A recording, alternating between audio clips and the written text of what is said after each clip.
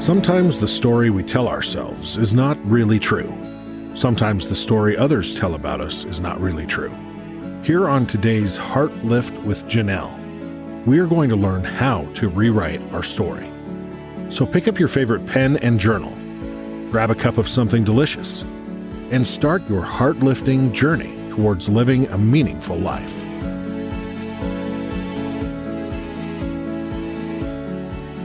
Hello and welcome to today's Heart Lift with Janell. I am so excited today to bring you, drum roll please, Andrea Mein, am I saying that right? M-E-I-N, DeWitt. You are an author and a coach like myself, so we are kindred spirits in that.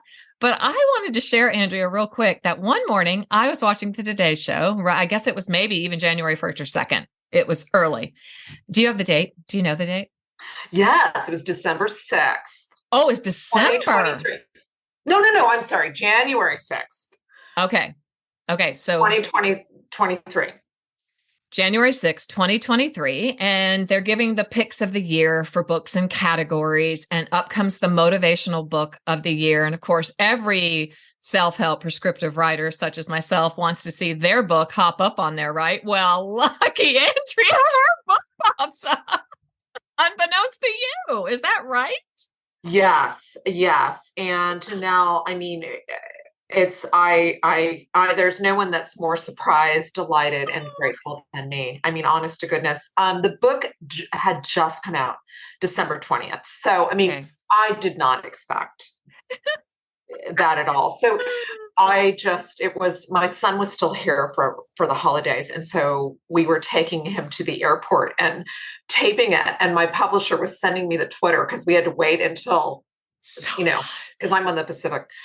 Oh, that's right. You are Pacific. Wait. Yes. And so my phone was exploding. It was kind of what a great day. It was a magical day. It was. And I'm pixie dust, you said. Pixie dust just got sprayed. And enchantment all around. Yes. I'm so happy for you. I was so happy. My face hurts from smiling. The book is Name, Claim, and Reframe, which I love. Your Path to a Well-Lived Life. Why this book? Why now? That's a really great question. I am late to the party. I had a 30 plus year career in education and jumped ship to become a life coach in my early 50s. I realized that really a lot of women in middle age find themselves lost. Mm-hmm. And so going through that process of becoming a coach and being certified, I really did name, claim, and reframe.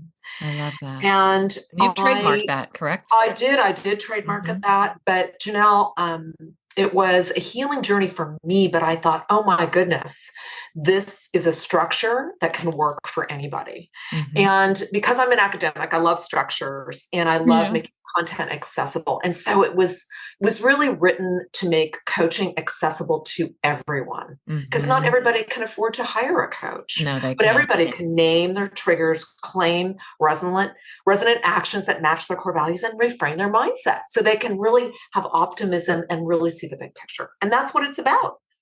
Yeah, I love that. Your healing story. If you would give us a peek behind the curtain of your healing story and why you felt, or at what stage was it after such a long, beautiful, time in academics, to name, claim, and reframe. You don't have to. You never have to answer anything. But if you want to, you can give us a peek. Well, thank you for that permission. I think that my story is relevant to your listeners because I think all of us have something that happens in our lives. Maybe we get a diagnosis. Maybe we go through a divorce. Yeah. Maybe we lose our job. Maybe we have some financial reset that causes us to really rethink things. And for me, that's what happened in my early 50s. I found myself with a financial reset that I didn't expect, that really changed me forever.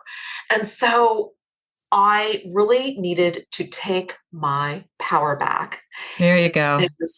In a resourceful and graceful and ingenious way. And so I that love was that. about really jumping tracks from being, that identity I had as being a teacher and academic. Yes. I was teaching at a college at the time. Mhm. And then thinking, okay, could I actually start a new career? Would anyone take me seriously? Could I make money? And oh my goodness, am I too old? I mean, so many of my clients say, I'm not happy. I want to change things up. Want to And mix guess it up. what? You're never too late, and you're not too old. And my goodness, why not live your best life? And Why not? Those are two of my favorite words. It's really about, and that's where this book came from. Is really that, oh my goodness, I did it. I'm doing it. So can you? I did do it. I know. So I'm saying you can do it too, because I went and got my master's in my early 50s and changed the whole trajectory of my life. Let me ask you, Janell, when you did that, when you took, because it takes such courage. It takes so much courage. Such courage. Yes. Tell me, what did you learn about yourself when you went and did that? Oh my goodness. Great question. I learned so many things about myself. I learned that I could do it. I think that I could take a risk and that I could be a mother still, because when I went back, my twin son and daughter, my second and third child, were going off to college. So we all went off to college. So I was empty nesting, which I transitioned into new nesting. And so I remember the day we dropped her off, because I went to the admissions office at the college where my twin daughter went, because that's where I wanted to get my master's in counseling. And I sat there and she looked up my records from my undergrad. And she said, well, you can start on probation. And I was like, what? I was so humiliated, because I pretty much partied my first 3 years of college. And then a significant life change happened in my faith in my senior year in college. And I was on Dean's List both times in my senior year, but that senior year didn't help the other 3 years. And so right there from the very beginning, I just remember sitting there going, I'll prove you wrong. I can do this. Something rose up in me because I was so lost when I was going away to college as a 17-year-old. And I feel like I wasted those 4 years because I didn't have good guidance. I was lost. You wouldn't have known it. I was super high functioning. Those close to me knew it. But I just felt proud, I guess. That's a long way of saying the feeling that I felt was, okay, this is humiliating, but I'm not the same person I was then. I am a new creator. I am new. I've got this. Yeah. And that's right? the really cool thing about this work is that you have the power to really shed limiting beliefs that no longer serve you. I love that you use the word shed. Shed's one of my favorite words. I mean, shedding. And shedding. So many of my clients come to me and, we set to work to shed all the things, the identities that don't serve us, the limiting beliefs that don't serve us. And then we get to reframe them and bring in new things that work. And I love it. And you get to choose again. We get to choose. I think that's it. We choose again what we want to do. And I think when someone says something like the person in the admissions office says something like that, it really triggers your inner critic to show up. It says all those things. And I've gotten to the point now where I think, what? I don't have to prove anything to anyone but me. That's right. That's Thank you so much for that feedback. However, well, thank you. However, However, I am going to show you because I am a lot more gutsy and a lot more moxie. And at that time, didn't quite know my voice even as much as I know it now. But that was the threshold through which I had to cross to really become my truest self, my authentic self, the person that I believe. I have a faith frame, so I believe God created me to be. I had shed so many of the other facades or even projections that have been placed on me. You should do this. You should be this. You should do this. Don't take a risk. Don't do that. That's not safe. That's not secure. So I love that. One of the things I love, Andrea, so much about your book and your work is this, and I have an article too in front of me that you have written on embracing, you write, this differentiation between masculine and feminine energy, but how to embrace both feminine and masculine energy for authentic power. One huge goal this year on my podcast here and for my community is to raise our mental and emotional health intelligence so that we can truly be who we were created to be. So what does that mean? How do we differentiate and how do we embrace? Two different questions. I love that you use the word emotional intelligence because to me, well-rounded leaders, conscious leaders, and the work that I talk about is it's called Balance Your Response. And I talk about like that. Above the line masculine traits, above the line feminine traits is as a response. And then when we are triggered, like to react with a wounded response, we can react with, wounded masculine and wounded feminine. And this work is not, it's not anything I came up with. It's the work of conscious leadership. Okay. Which is an incredible book. Love it. Incredible group that says that conscious leaders know where they are at any given time. Oh, I love that. So you may react to something, but you can always choose to respond or ask for another opportunity. And this work really resonated with me when I was working with a group of women called Spiral Leadership with a mentor coach I had. And she runs a group called Spiral Leadership. Incredible. What a great name. Great name. It really was. And she's actually, in my book, I talk about Abigail.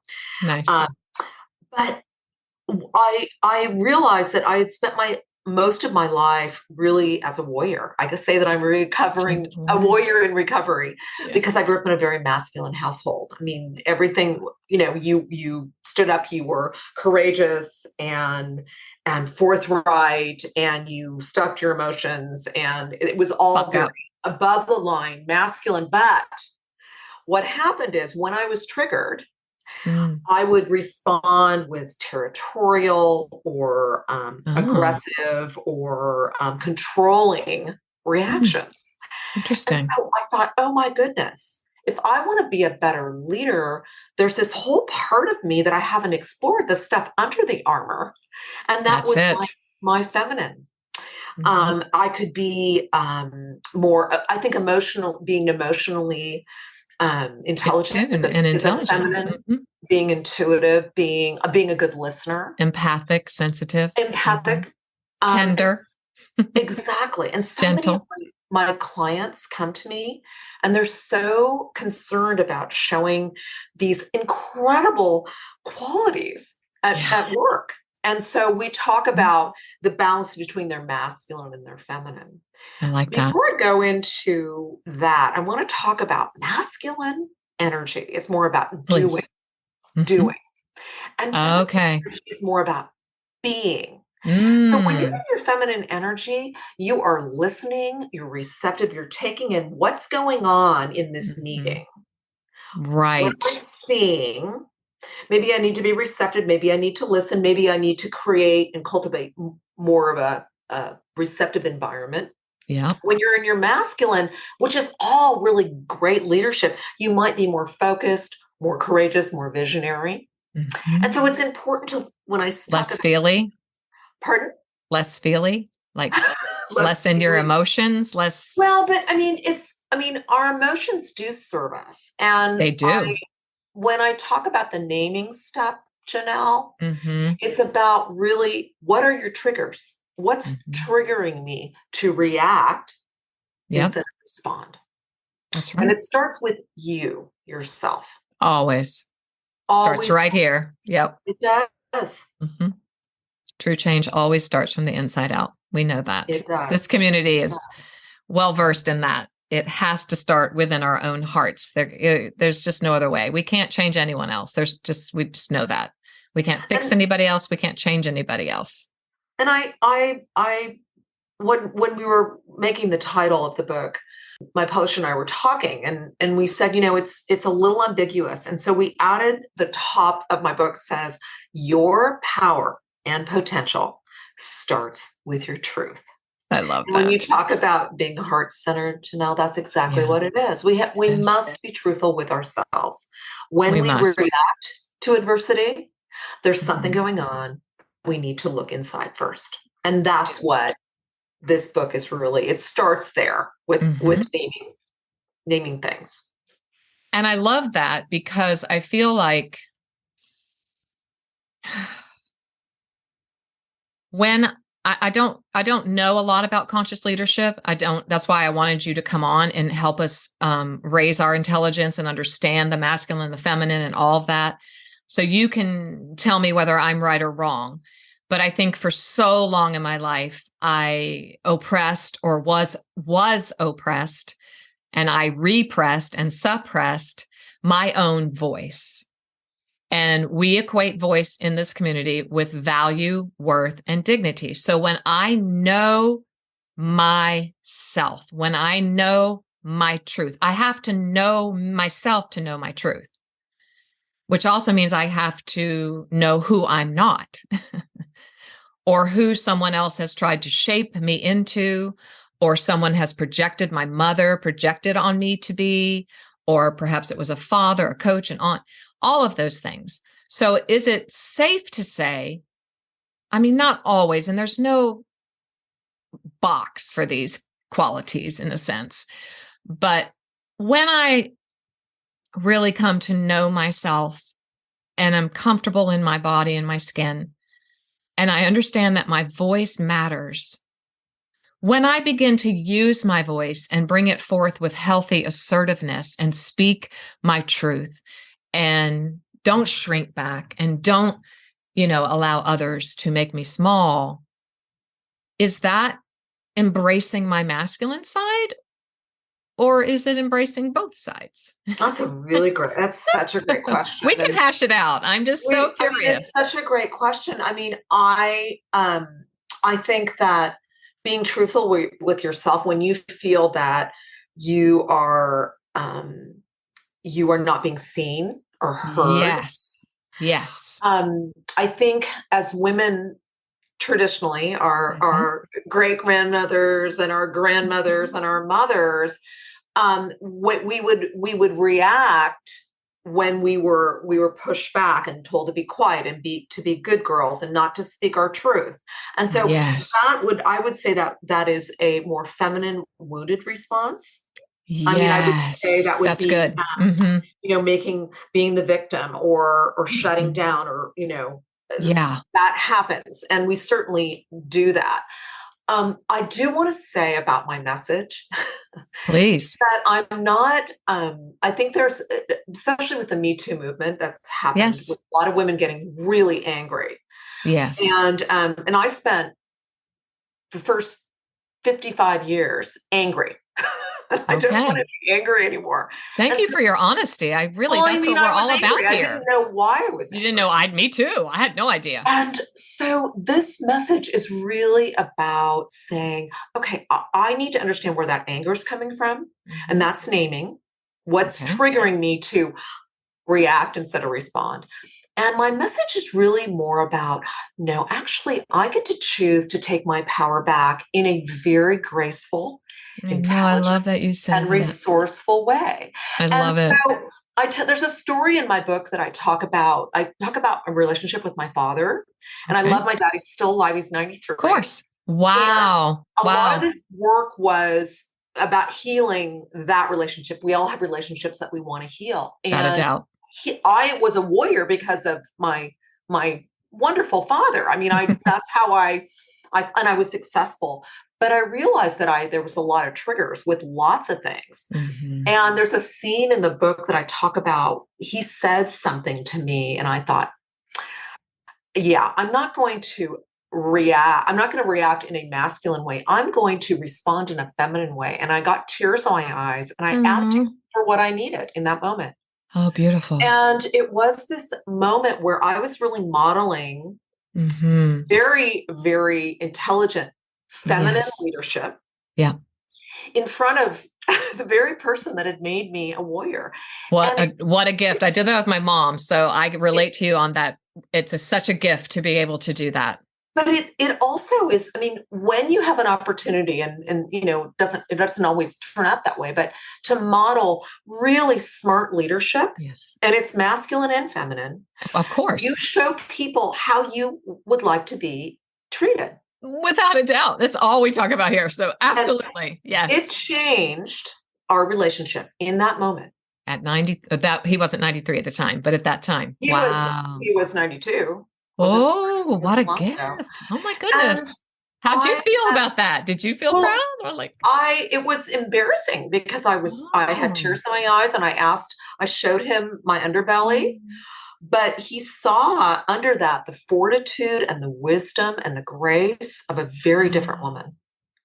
And those are the people I want to follow. Yes. I want to follow the leaders that are honest, authentic, and clear and authentic. And there was, let's not forget, there was a lot of bravery in asking. And so I brought in the masculine too. There was a lot of bravery. I was very clear with him about what I needed from him. So it was a balanced response, but I wasn't afraid to show that. I mean, I was afraid, but I did anyway. You did it afraid. Very proud. I think in the work that I do with clients, and I talk about this in my book as well, I mean, we all have to work through past relationships, even if that person's not alive anymore or that person isn't in your life anymore. Without a doubt. Ask yourself some questions about what happened, what was my part, what's my ownership in this, and what can I do to feel better about this and move on. And so this work is really about getting right with yourself first. It is, yes. And that's why we have you here, because that's what we want. That's what we want.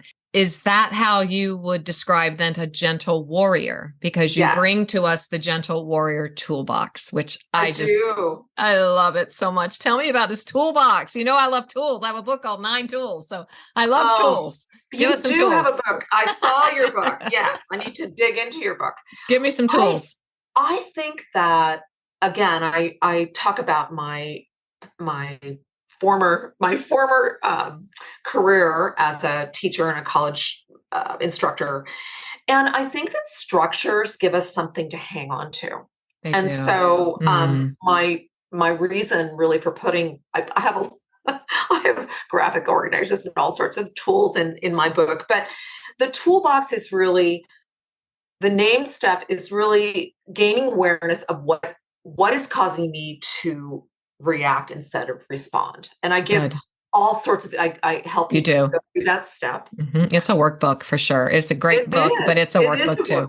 And the claim step is really about understanding what your values are. What do I value? When we understand what we value, it's much easier to see what we really want and then keep sacred what's most important, like energetic boundaries. Yes.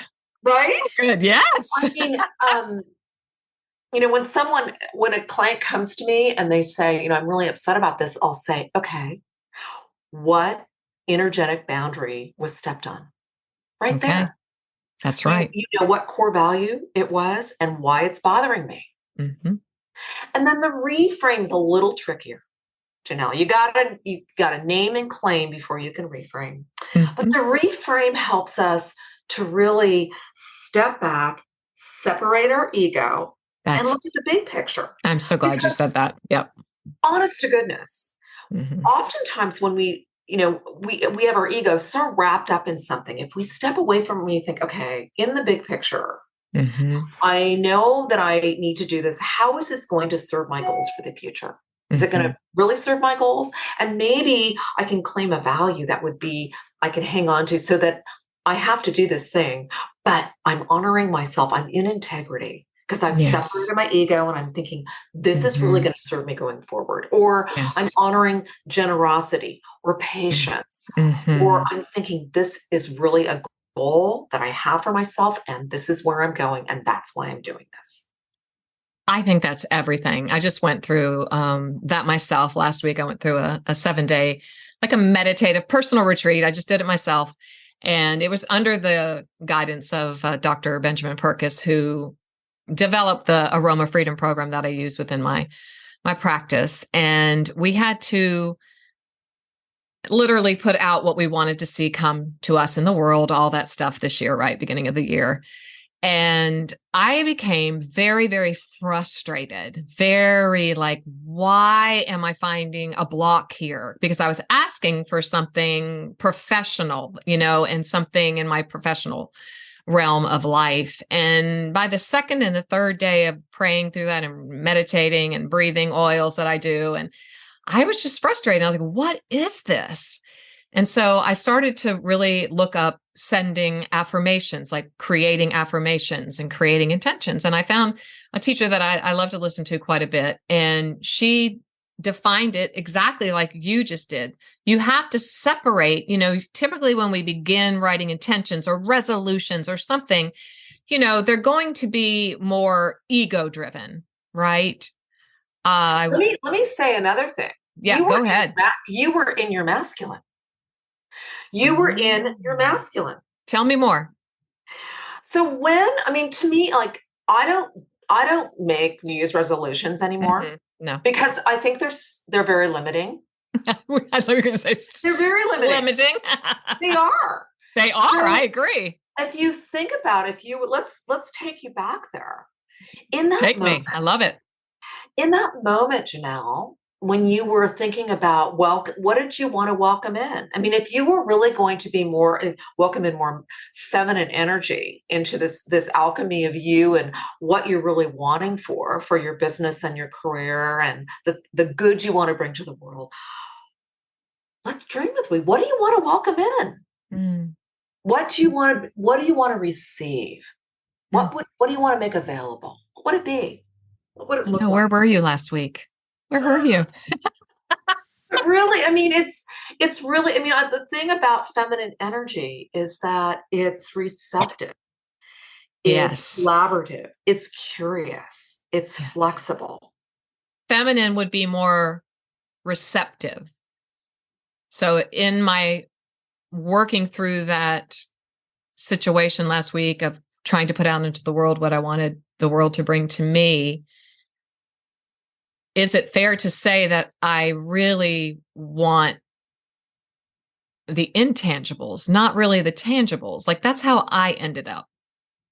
It was like, I would say, Janell, it's the difference between doing, yes, which is masculine, and being. Yes. Who do you want to be, Janell? That's it. That is exactly it. To be. Mm-hmm. And when we are being, we're receptive to what's available and what comes. It's much more expansive. There's curiosity, there's collaboration, and we're compassionate about ourselves. I need more time. I think you talked about meditation, and I think that's when we receive from our intuition and from spirit.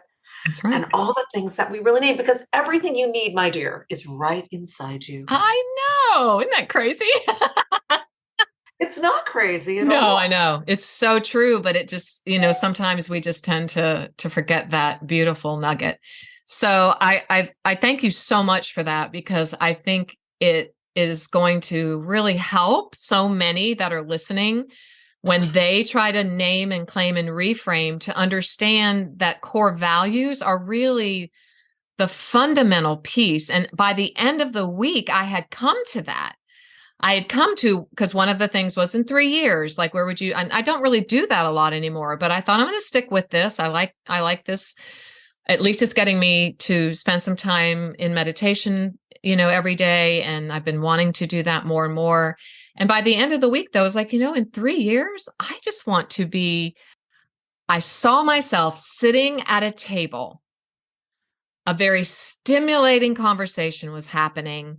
I felt like so full and energized, and people were getting help. I was receiving help. It was the synergistic rhythm that was going around this table, and we were going to affect the world in a positive way by what we were talking about and what we were hashing out, just like we're doing right here. That we were together, we were united. We may have disagreed, but we were agreeing to disagree. So it was just this whole different trajectory at the end, because it was just a feeling of satisfaction and ease and joy. So let me ask you, what was it that got you there? A little wrestling, if I'm honest, midweek, like Wednesday, Thursday. And I thought, this is not the right affirmation. It's not the right, this is not what I really want. So I was agitated. So I love this quote, and I opened my book with it. Oh, I don't have my Kindle open. Okay. I wish that I knew who wrote it. It's not all storms come to disrupt your life. Some come to clear the path. And it's anonymous. I don't know who said that. That's good. But I think that we really have to have chaos and disruption. We do. You got to unpack the trunk and throw it all over the room. That's what it felt like. You have to sort through, what do I want to keep and what do I need to release? Yeah. Because you can't keep it all. It's like cleaning out your closet. Mm-hmm. Isn't it wonderful when you clean out your closet, you get rid of all the things I just got a deep breath. Serve, yes. And then you can, these are the things I need. And then you can see what you have. I mean, it's just like that. And what I'm hearing you say, Janell, is that you sorted through the things that no longer serve you. Yes. And now you have a very clear idea of exactly what you need to get where you need to go, what's important and what's not important. Yeah. I find when people come so to good. me, they're often confused. They're just like where you were. And so you got to sort through the mess. It's messy. It was messy. And I wasn't expecting the mess. No. But I mean, to me, that's, we have to be brave, because we got to go into the darkness, into the messy, we do. The storm or the messy closet, whatever metaphor you have. Yeah. It is messy, but through the chaos, you find order.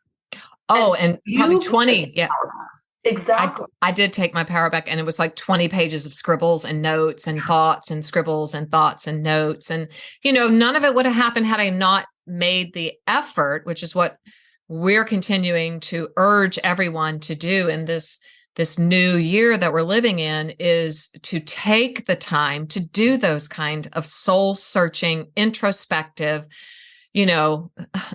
hard thought processes to find out what it is we truly want in this very short life that we have to live. Like Mary Oliver, what are you going to do with your one wild and lovely and crazy life, right? Life is very, very short. And I also cannot leave this conversation, Andrea, without asking you, because this is something else that I do a lot of work in called narrative therapy.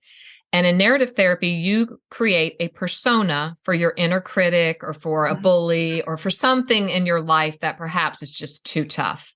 And so you encourage us to create a persona. I love this. It could be so fun, actually, for your inner critic. Like maybe we'll do a workshop one day and we can have like a clothes closet and people can like dress up what they think their inner critic looks like. I just think it could be so fun. It is. And fun. how can that one strategy, you tell us a lot more in your book, of course, help us, right now today? Well, I don't write about this particular inner critic. I write about a different one, but I'll tell you about the one that often sits on my shoulder before I come in podcasts. I call her my crabby roommate. And she is a college co-ed. She's 20. And she's convinced I'm not smart enough. I'm not prepared. I'm going to embarrass myself. I'm going to be rejected. I mean, everything. And she hops up on my shoulder and she says all these limiting things. And she has very constrictive thinking.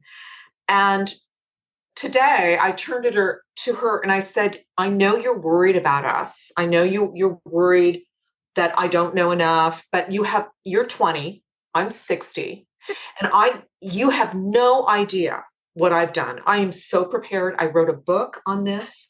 I know so much more than you know. And love, I know you're worried I'm going to embarrass us, but I've got us. So I need you to leave right now. Mm. And she left. So she just good. evaporated. And That's she so still good. shows Thank up, you for my sharing. goodness. Oh, yes. Oh, yes. I mean, I have clients. I mean, I've had clients that have had, these really scary inner critics, and we go into these dark caves and we encounter them, and then we realize they're nothings. They're nothings. And it doesn't mean that your inner critic's not going to show up. No, they will. But it means that you have tools to notice it. That's correct. And combat it. That's right. I love that. We all have them, and I have many. I do as well. It is a fun tool. Again, I did not come up with these tools. I mean, I learned it. I went through the Coactive Training Institute, and that's where I learned about the inner critic, but it is the number one tool that I use with clients when I start. I believe it. And you can't do any hard work without really gaining awareness of your inner critic. I just love giving him or her a name or them. Yes. Sometimes there's a whole committee, right? There's that quote, there's a negative committee in my head and I'm telling them to sit down and shut up. I think that is so helpful. So I have promised the community this year that I was going to give one challenging prompt every episode. And then on Fridays, maybe when this releases, Andrea, you will have a few moments and you can meet us over in our chat time where we're going to actually talk about this prompt. I have made a personal commitment to just being more involved with my community this year. I need it, and I feel like we need it. And I just didn't want to keep putting podcasts out into the air and not having some form of follow-up. That's just the teacher in me, I know. I love that. So the prompt is, okay, Heartlifters, you're going to write this down. I want you to name just only one of your inner critics. And I want you to create a persona around that inner critic. And I want you to see how that experience can help you overcome one or two limiting beliefs. Can I add something to the Yes. Yes. So Janell, let's maybe also ask them, what does their inner critic say to them? Yes. There you go. What do they say? Because often the things that our inner critics say are just ridiculous. They are. It doesn't make any sense. It's not rational. It's not rational. White. Right. Very much so. I love it. When we know what they're saying, then we can go, oh, that's the inner critic. That's right. Okay. So you have to name one inner critic and create that persona, like crabby roommate, and write down what she, he, or they are saying to you. Am I correct? Yes. And then talk back to it. Let's change that. Talk back to it. Reframe it. Well, I mean, the other thing that I want to say about the inner critic, and I can't hang up this call without saying this, Janell, please. Is that the inner critic is there really to keep you safe. It's not there to harm you. It's trying to keep you from rejection, embarrassment, disappointment, anything, abandonment. Right. But it keeps you playing small. And when we listen to the voice, we really can't step out of our comfort zone. That's right. It's like an overprotective parent. And none of us need that in our lives. And so I'm always nice to the inner critic. I just say, I know you're concerned. Yes. But I guarantee you, I've got this. So leave now. And I actually even open the door and let it walk out. I love it. And you called her Love.